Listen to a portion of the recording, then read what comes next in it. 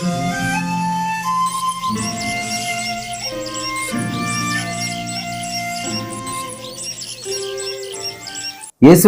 వారి అతి పరిశుద్ధమైన నామంలో ప్రతి ఒక్కరికి కూడా శుభాలు ప్రకటిస్తూ ఉన్నాను. దేవుని యొక్క బిడ్డలారా, ఈరోజు దేవుని యొక్క మాటలు ఈరోజు వినగలుగుతున్నామంటే అది కేవలం కూడా దేవుడు మనకిచ్చిన ఆధిక్యతే. ఏదో మన సొంత తెలివితేటలు జ్ఞానాన్ని బట్టి సజీవంగా లేము, కానీ దేవుడు మనల్ని ప్రేమించారు, ఆయన కృప చూపించారు, రాత్రంతను కాపాడారు. అందుకే మనం సజీవులుగా ఉన్నాము. హల్లెలూయా. మరొకసారి ఈ విధంగా మిమ్మల్ని కలుసుకొని దేవుని యొక్క మాటలు చెప్పటానికి దేవుడిచ్చిన ఆధిక్యతను బట్టి నేను దేవుని ఎంతగానో స్తుతిస్తూ ఉన్నాను. ఆలస్యం చేయకుండా దేవుడు మనకి ఇచ్చినటువంటి వాక్య భాగాన్ని మనం చూద్దాము. Please open your Bibles. యాకోబు రాసిన పత్రిక 1వ అధ్యాయము 14వ వచనం, జేమ్స్ చాప్టర్ 1:14 వర్స్ మనం చూసినట్లయితే, ప్రతివాడును తన స్వకీయమైన దురాశల చేత ఈడ్వబడి మరులు గొల్పబడిన వాడై శోధింపబడును. ఇన్ దిస్ వరల్డ్, ఈ ప్రపంచంలో ప్రతి ఒక్కళ్ళు కూడా ఏం కలిగి ఉన్నారు అని వాక్యం చెప్తుంది అంటే దురాశ కలిగి ఉన్నారట. ఎటువంటి ఆశ అది? మంచి ఆశ, ఒకరికి సహాయం చేయాలని ఆశ, లేదా నీ కుటుంబాన్ని కట్టుకోవాలని ఆశ. అయితే దేవుడు ఖచ్చితంగా హెల్ప్ చేస్తాడు. కానీ దురాశ నువ్వు కలిగి ఉన్నట్లయితే, చెడు ఆలోచన నువ్వు కలిగి ఉన్నట్లయితే అది నిన్ను శోధనల్లోకి నడిపిస్తుంది. ఆ శోధన ఎటువంటి శోధన అంటే, నీ జీవితంలో నీవు చూడనటువంటి భయంకరమైన పరిస్థితులను నువ్వు చూస్తావు. అయితే దీనిని బట్టి మనము ఇది దేవుని వలన కలిగింది అని చెప్పొద్దండి. చాలాసార్లు క్రొత్తగా యేసుక్రీస్తు వారిని విశ్వసించిన వారు ఏదైనా వారి జీవితంలో కొంచెం సమస్య రాగానే అనే మొదటి మాట ఏంటండి అంటే, వాళ్ళు అంటారు, దేవుణ్ణి నమ్ముకోగానే మా జీవితంలో ఒక సమస్య వచ్చింది, అయ్యా మా జీవితంలో ఒక ఇబ్బంది వచ్చింది అని. కానీ దేవుడు ఎప్పుడు కూడా చెడు విషయమై శోధించడు. అర్థమవుతుందా? చెడు చెయ్యాలని దేవుడు ఎప్పుడు శోధించడు. మంచి చేయడానికే శోధిస్తాడు, అద్భుతాలు చేయడానికే శోధిస్తాడు, నీ జీవితం మార్చడానికే శోధిస్తాడు. కానీ నీ దురాశ చొప్పున నీకున్న ఓన్ డిజైర్, అది ఏదైతే చెడు కోసం నువ్వు చేస్తున్నావో దాన్ని బట్టి నువ్వు ముందుకు వెళ్తే అది దేవుని మీద ఈరోజు నువ్వు నెట్టకు. దేవుణ్ణి ఇది నీ వల్లే జరిగింది అనకు. చాలాసార్లు దేవుని బిడ్డలుగా మనం చేస్తున్న ప్రప్రథమమైన మిస్టేక్ ఏంటంటే, it is belongs to the God. ఇది దేవుని వల్లే నాకు జరుగుతుంది. ఒక వ్యక్తికి కొన్ని కోట్ల రూపాయలు కావాల్సి వచ్చినాయి, కష్టపడి పని చేసుకుంటే తప్పులేదు. లేదా తన యొక్క ఉద్యోగంలో ఇంకొంచెం కష్టపడి ప్రమోషన్ తెచ్చుకుంటే, లేదా తన యొక్క వ్యాపారంలో ఇంకొంచెం కష్టపడి ప్రమోషన్ తెచ్చుకుంటే ఇట్స్ నాట్ ఎ ప్రాబ్లం. దాని ద్వారా అతను రిచ్ అవ్వడం ఏం ఇబ్బంది కాదు. దేవుడు ఎప్పుడు పూర్గానే ఉండిపోండి, మీరు ఇక జీవితం ఇంతే అని చెప్పట్లే. దేవుడు మనల్ని ఉన్నతంగానే ఉండాలనుకుంటున్నాడు.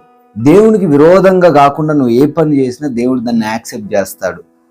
ఉద్యోగమే కావచ్చు, వ్యాపారమే కావచ్చు, రాజకీయాలే కావచ్చు, ఒక గేమే కావచ్చు, అదేదైనప్పటికీ దేవునికి యాక్సెప్టబుల్గా ఉన్నప్పుడు దేవుడు అడ్డు చెప్పడు. కానీ నేను గొప్పగాడం కోసం ఒక దొంగతనం చేస్తానండి, ఒక మర్డర్ చేస్తానండి, ఒక బెట్టింగ్ యాప్స్లో వెళ్ళి బెట్టింగ్స్ పెడతానండి, లేదా ఇంకొకరిని మోసం చేస్తానండి, లేదా చెడు మాటలు మోసకరమైన మాటలు మాట్లాడతానండి అంటే అది స్వకీయ దురాశ. దాని వలన శోధింపబడతావు.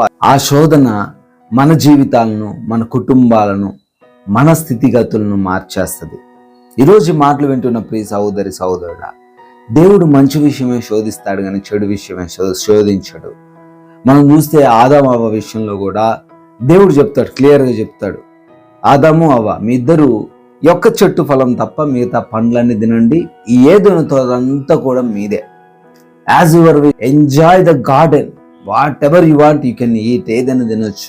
అయితే ఒక్కటి మాత్రం తినొద్దు అన్నప్పుడు అపవాది వారిని శోధనలకు గురి చేస్తుంది. ఎటువంటిదంటే, ఇదిగో ఈ పండు తినడం వల్ల మీ జీవితం మారిపోతుంది, మీరు కూడా ఎలా మారిపోతారట, దేవదూతల వల్ల మారిపోతారు. వెంటనే వీళ్ళకి ఏమొచ్చేసింది, దురాశ వచ్చేసింది. దేవుడు ఏదో క్రియేట్ చేశాడు, మంచిగా చేశాడు, అలా ఉండొచ్చు కదా.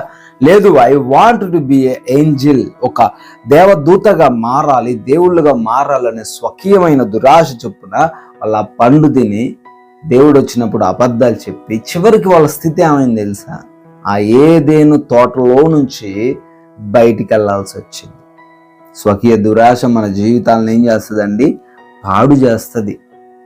దేవుడు శోధిస్తే మంచి విషయం శోధిస్తాడు. అబ్రహామును ఇస్సాకుని బలియమని చెప్పినప్పుడు అదొక శోధనగా మనం చూడొచ్చు. అయితే ఆ శోధనలో అబ్రహాము నెగ్గాడు కనుక అద్భుతాలు చూశాడు. హల్లెలూయా. దేవుడు శోధిస్తాడు కానీ మంచి విషయం, కానీ అపవాది శోధిస్తుంది చెడు విషయమే. నువ్వు ఈరోజు గుర్తించాల్సింది ఏంటంటే, అది మంచి విషయంలోనా చెడు విషయంలోనా? నీకు శోధన నీ వల్ల వచ్చిందా, నీ ఆలోచనల వల్ల వచ్చిందా, నీ అత్యాశ వల్ల వచ్చిందా, నీ సుఖభోగముల వల్ల వచ్చిందా అని ఒక్కసారి ఆలోచించగలిగితే నువ్వు ఖచ్చితంగా ఆ యొక్క ట్రాప్లో నుంచి, అపవాది వేస్తున్న ఆ ట్రాప్లో నుంచి నువ్వు బయటపడగలవు. దేవుడు ఈరోజు క్లియర్గా నీతోనే మాట్లాడుతూ ఉన్నాడు. శోధన వచ్చినప్పుడు దానికి తల ఒగ్గకు, ఒకసారి దాన్ని టెస్ట్ చేయి. ఒకసారి నీ దురాశ వలన అది వచ్చిందేమో, నీ అత్యాశ వలన అది వచ్చిందేమో, ఈ లోకం నిన్ను మోసం చేయడానికి, అపవాది నిన్ను చెరలో వేయడానికి ప్రయత్నిస్తున్నాడేమో. జాగ్రత్త కలిగి, తెలివితేటలు కలిగి ముందుకు సాగు. దేవుడు ఎప్పుడు నీకు తోడుగానే ఉంటాడు. ప్రార్థన. అత్యున్నతుడా స్తోత్రాలు, కృపగలిగిన తండ్రి వందనాలు. గతించిన కాలమంతా కూడా కాపాడి ఈ యొక్క ఉదయకాలను సజీవులుగా నిలబెట్టారు నాయన. వాక్యం ద్వారా మాట్లాడారు. స్వకీయమైన దురాశలను మాలో నుంచి తీసివేయండి. దానివల్ల మేము శోధనలో పడిపోకుండాన్నట్లు సహాయం దయచేయండి నాయన.